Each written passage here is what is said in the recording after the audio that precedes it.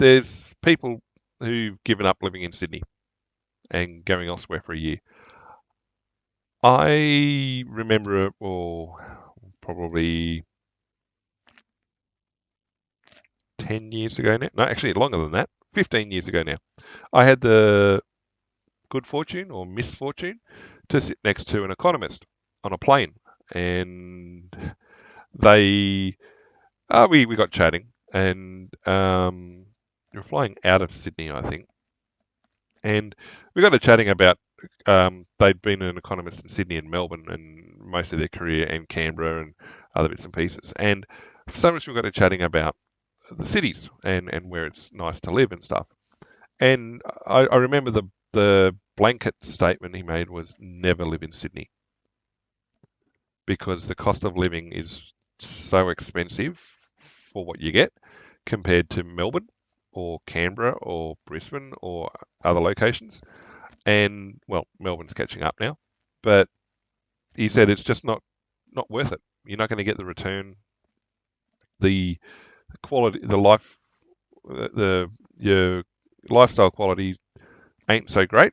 I mean, there's a lot of things you can go and do, but it takes effort, a lot of effort to get to them. And unless you're living that sort of a lifestyle, no, don't live in Sydney.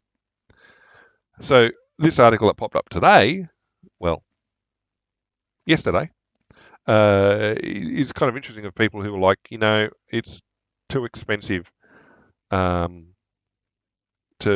live in Sydney and to come back. So this person here's gone and worked over in the UAE as a teacher, and so earning the bickies, but still finding that it's, well, she can live comfortably elsewhere, but it's hard to live in Sydney.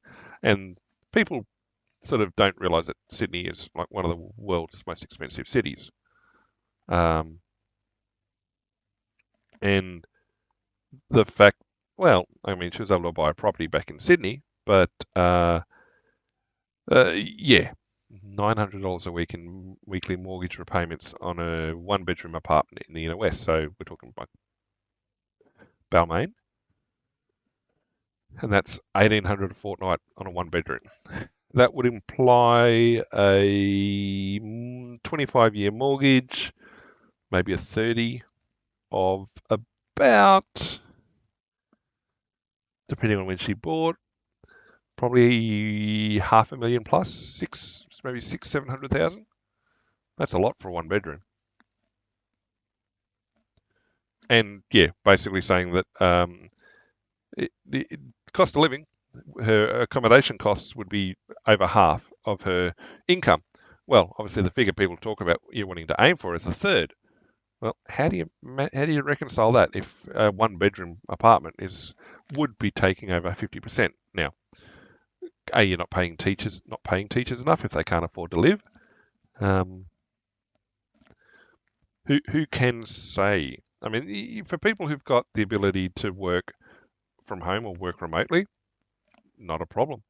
Go live elsewhere. But as it goes back to what the Economist had said, that if you've got the appropriate lifestyle, yeah, fine, live in Sydney. But if you don't, it's expensive, ridiculously expensive.